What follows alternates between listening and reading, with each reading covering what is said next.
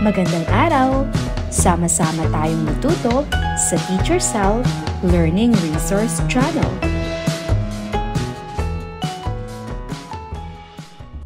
Revised K-12 Curriculum, Araling Panlipunan 5, Quarter 1, Week 3. Ang ating paksa ay ang pinagmulan ng sinaunang tao sa Pilipinas.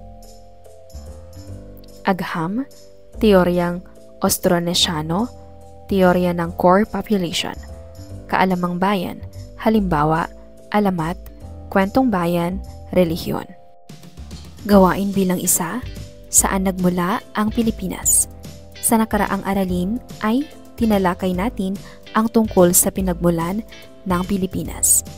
Batay sa iba't ibang teorya, ating alalahanin ang mga paksa sa pamamagitan ng isang gawain. Lahat ay tatayo. Magpapakita ng mga pangungusap kung saan sasagutin ninyo kung ang pangungusap ay tumutukoy sa volcanic theory, plate tectonic theory, o kaalamang bayan. Kapag kayo ay nakapili na, pipila kayo sa sagot na inyong napili. Ang mga mag-aaral na may maling sagot sa bawat bilang ay matatanggal na hanggang makita kung sino ang matitira hanggang sa huling pangungusap. Handa na ba kayo? Para sa unang bilang, sa teorya na ito, ang kapuluan ng Pilipinas ay mula sa malaking tipak ng lupain na naghiwa-hiwalay. Matagal na panahon na ang nakalipas. Mahusay, ito ay plate tectonic theory. Ayon sa teorya na ito, ang kapuluan ng Pilipinas ay bunsod ng mga pagtambak ng materyales galing sa pagsabog ng mga bulkan. Ayon sa teorya na ito, ang kapuluan ng Pilipinas ay bunsod ng mga pagtambak ng materyales galing sa pagsabog ng mga bulkan. Tama, ito ay volcanic theory. Ang kwento ng uwak na pinaglaban ang langit at dagat. Mahusay, ito ay kaalamang bayan at ito ay isang alamat. Para sa unang araw, ating talakayin ang pinagmulan ng sinaunang tao sa Pilipinas. Gawain bilang 2, Tatak Pinoy. Pamilyar ba kayo sa mga kantang ito? Dugtungan ang mga unang salita ng mga kanta. Mga kababayan, song by Francis Magalona. Mahusay, ang tamang sagot ay Pilipino. Ikalawa, Tayong Mga Pinoy, song by Francis Magalona. Tama. Ang sagot ay Ilong Mo Ay Pango. Noipi, song by Bamboo. May agimat ang dugo ko. Tungkol saan ang mga kantang ito? Ano ang mga pisikal na katangian na tatak ng isang Pilipino? Sa kulay ng balat, sa hugis ng mukha, mata at ilong, sa tikas at tindig. Tingnan o pagmasdan ang inyong mga katabi. Tinataglay ba ng inyong katabi o kaklase ang mga nabanggit na katangian? Saan nagmula ang mga katangian na ito? Gawain bilang 3, Tatak Pilipino. Isang tula. Sa sagutang papel ay sumulat ng isang tula sa pamamagitan ng pagdugtong ng mga salita mula sa mga pangungusap. Gawin itong malikhain at magkakatugma. Ako ay may tula. Tula ng isang Pilipinong makabansa. Ako ay Pilipino. Ang aking mata ay patlang. Ang aking ilong ay patlang. Ang hugis ng aking mukha ay patlang. Higit sa lahat, aking kulay ng aking balat ay patlang. Ito ang larawan ng isang Pilipino. Ako ay isang Pilipino. ibahagi sa klase ang inyong nagawang tula. Ito ay may kaugnayan sa ating paksa dahil ang tatalakayan natin ay tungkol sa pinagmulan ng mga Pilipino o ng mga sinaunang tao sa Pilipinas. Narito ang mga mahalagang salita na dapat tandaan sa ating aralin. Teorya, isang sistematikong pagpapaliwanag ng mga bagay sa mundo sa pamamagitan ng siyentipikong pamamaraan o pananaliksik. Austronesian, grupo ng mga tao na matatagpuan sa Timog Silangang Asya at Oceania na may pagkakatulad ng wikang ginagamit. Suriin ang diagram, pinagmulan ng mga sinaunang Pilipino. Nahati ito sa dalawa, maipapaliwanag sa pamamagitan ng teoryang Austronesiano at teorya ng core population, maisasalaysay sa pamamagitan ng kaalamang bayan at kwentong bayan o alamat. Ang diagram ang magsisilbing gabay natin para sa paksa ng pinagmulan ng sinaunang Pilipino. Bigyan natin ng mas malawak na kaalaman ang bawat paksa. Pinagmulan ng mga sinaunang Pilipino, agham, mula sa teoryang Austronesiano. Iminungkahi ni Peter Bellwood, isang propesor ng Archaeology and Anthropology at the Australian National University. Tungkol saan ang teoryang Austronesiano? Ang mga Austronesian ang ninuno ng mga Pilipino. Pinaniniwalaang sila ay nagmula sa Timog Silangang Asya, partikular sa Timog China o Taiwan, sa kasalukuyang panahon.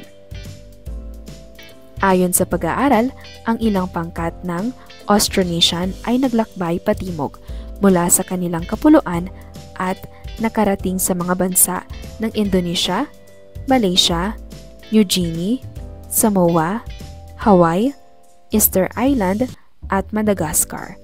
Naging batayan ang pagkakatulad ng wika, ginagamit sa Timog Silangang Asya at sa Pacific. Suriin ang mapa ng teoryang Austronesiano ayon kay Bellwood.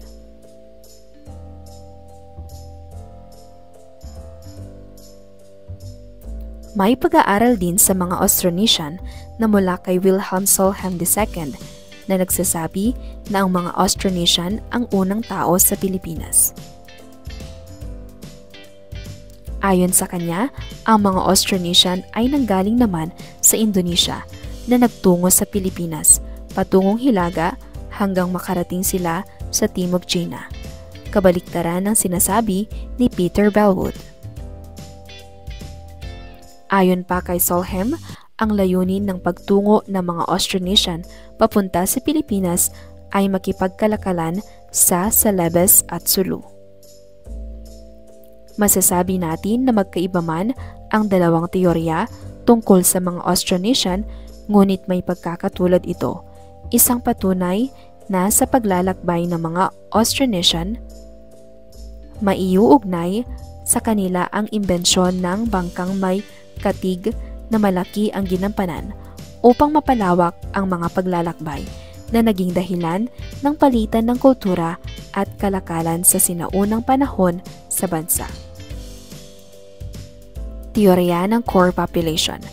Ang nasabing teorya ay inihain ng isang Pilipinong antropologo na si Felipe Landa Jocano ng Universidad ng Pilipinas, na ang mga Pilipino ay bunga ng isang mahabang proseso ng pagbabagong kultural at patuloy na migrasyon ng mga Pilipino. Batay sa kanyang teorya, ang mga unang Pilipino ay nagmula sa isang malaking pangkat ng mga sinaunang tao sa Timog Silangang Asya at pinaniniwalaang may iisang kultura, ngunit nang tumagal ay nagkahiwa-hiwalay at sila ay bumuo ng kanya-kanyang pamayanan dahil na rin sa iba't ibang salik ng pangkalikasan. Ayon pa kay Jocano, nahati sa 4 na panahon ang kasaysayan ng Pilipinas. Ang formative, kung saan ang mga Pilipino ay pagala-gala lamang at umaasa lamang sa biyaya ng kalikasan. Incipient, ang panahon kung saan nabuo ang mga pamayanang may kasanayan na sa industriya ng paggawa ng alahas, paghahabi ng tela at paggawa ng metal. Ang emergent, ang panahon kung saan ay may sarili ng paraan ng pagsulat at kaya na nilang gumawa ng mga kasangkapang yari sa metal at bubog. At ang baranganik na nagmula sa salitang balangay.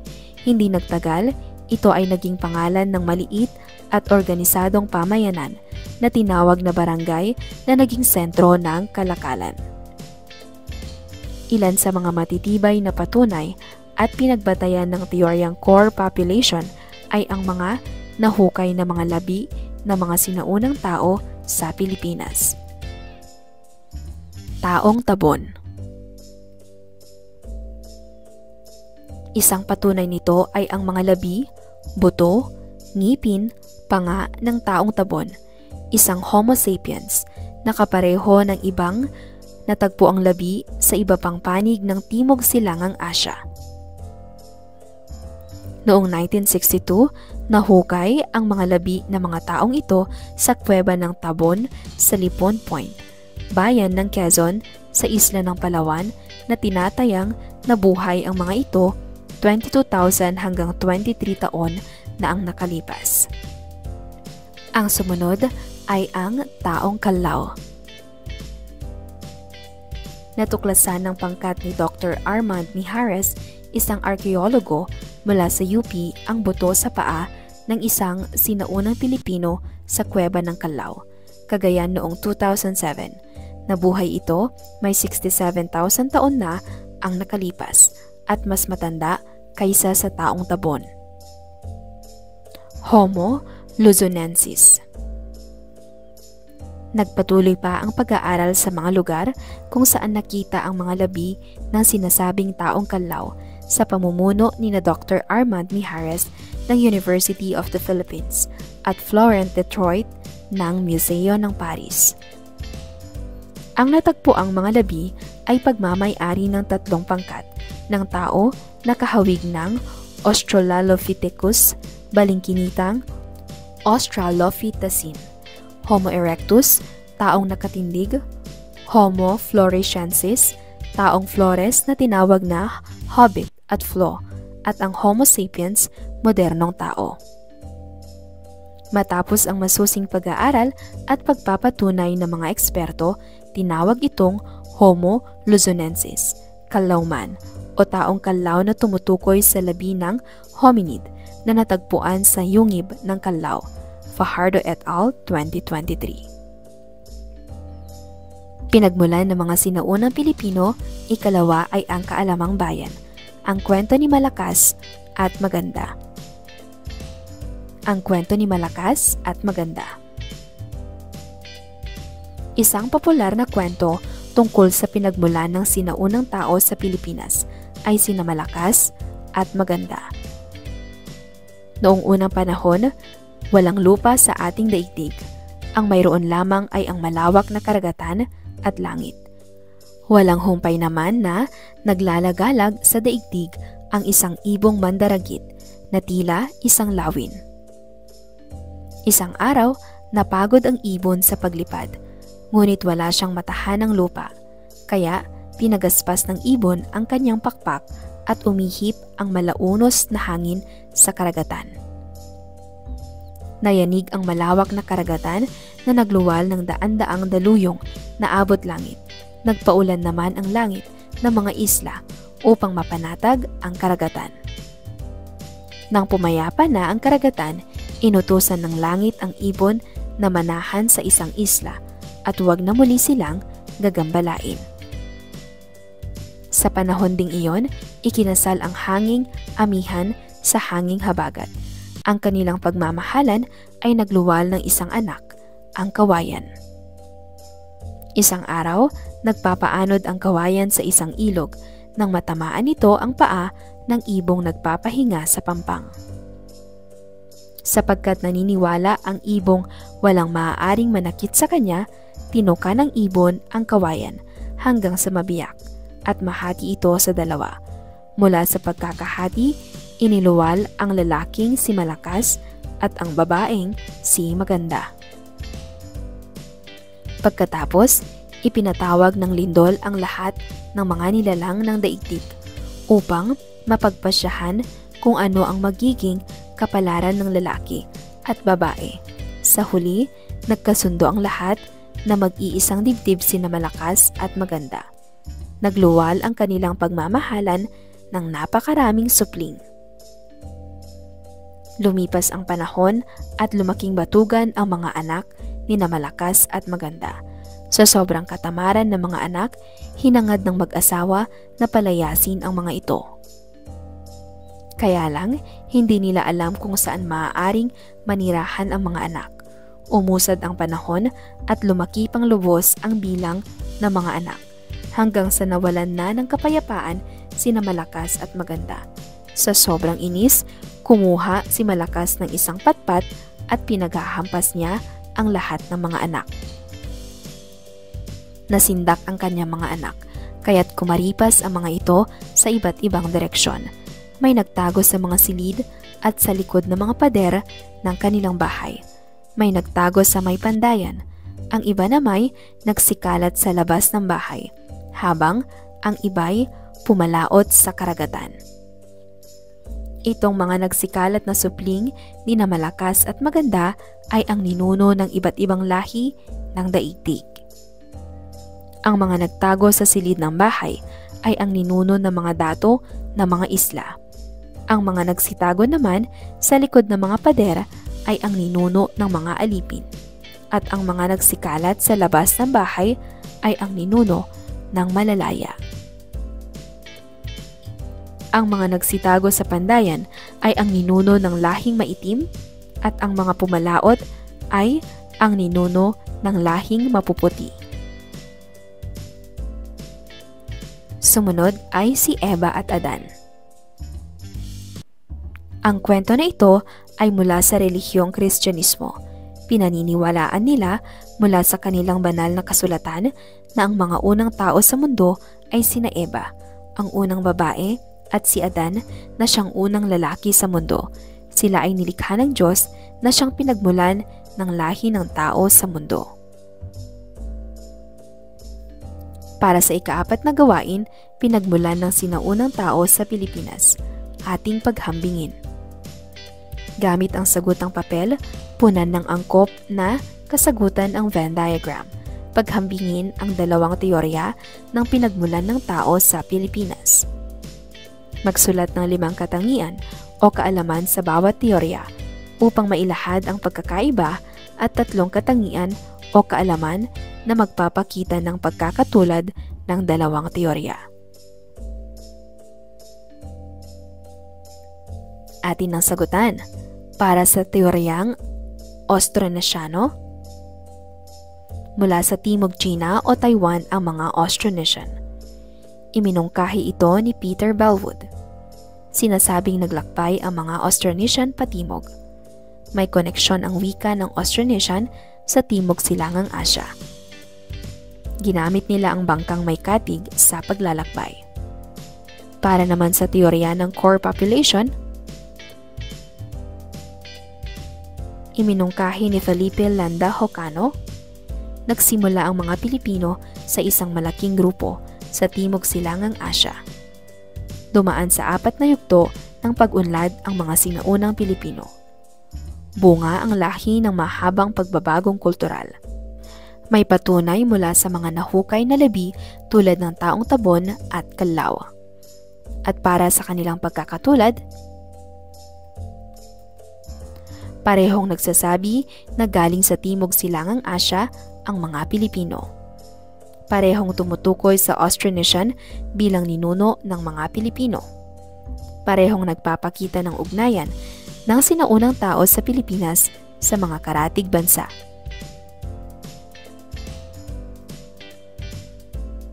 Sagutin ang mga kaugnay na mga katanungan. Kung papipiliin ka ng teorya na pinagmulan ng mga sinaunang Pilipino, alin ang iyong pipiliing teorya? Para sa iyo, bakit ito ang mas dapat paniwalaan na teorya? Mahalaga ba na malaman natin ang mga kaalamang bayan tungkol sa pinagmulan ng tao sa Pilipinas? Oo o hindi? Bakit? Dahil ipinapakita ng kaalamang bayan ang kultura, paniniwala at pinagmulan ng mga sinaunang Pilipino. Nakakatulong ito sa pag-unawa sa ating pagkakakilanlan. Ibahagi ang inyong ginawa. Para sa ikatlong araw, suriin muli ang diagram para sa pagbubuod ng mga tinalakay tungkol sa pinagmulan ng tao sa Pilipinas batay sa agham at kaalamang bayan.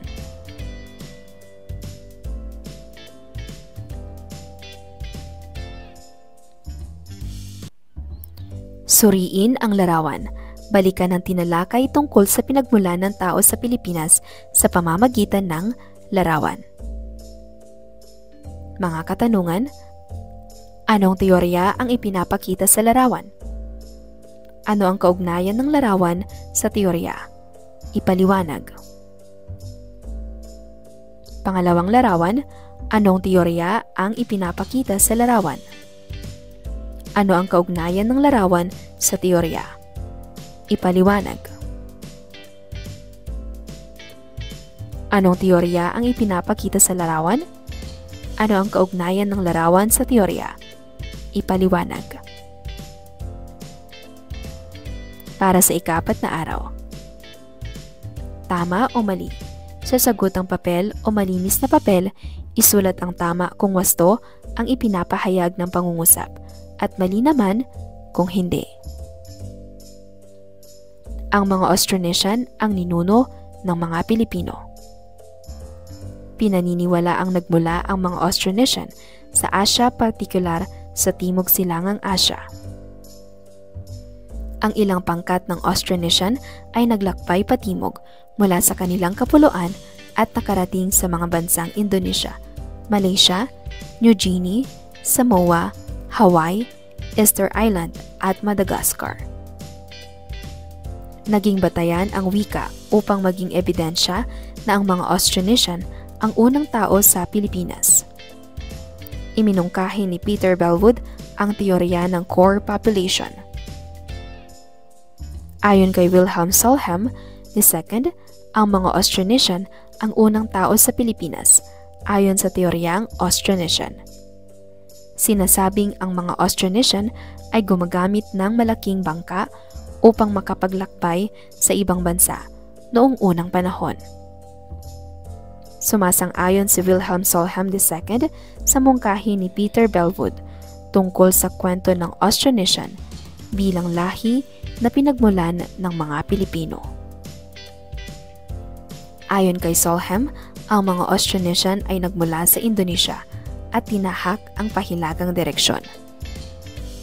Ayon kay Bellwood, ang layunin ng paglalakbay ng mga Austronesian ay upang makipagkalakalan. Isang Pilipinong antropologo na si Felipe Landahocano ang nagmungkahi ng teoryang core population. Ayon sa teoryang core population, ang unang Pilipino ay nagmula sa Timog China. Isang patunay sa teorya ng core population ay ang taong Tabon na natagpuan sa Palawan. Ang Calauman ay sinasabing na unang nabuhay kaysa sa taong Tabon. Ang Calauman ay natagpuan sa Cagayan ng mga arkeologo sa pangunguna ni Armand Salvador Mijares. Homo luzonensis ang tawag sa species ng Calauman. Taong 2007 nang matagpuan ang Calauman. Ang mga ngipin at ilang buto ang natagpuan sa natitirang labi ng Calauman.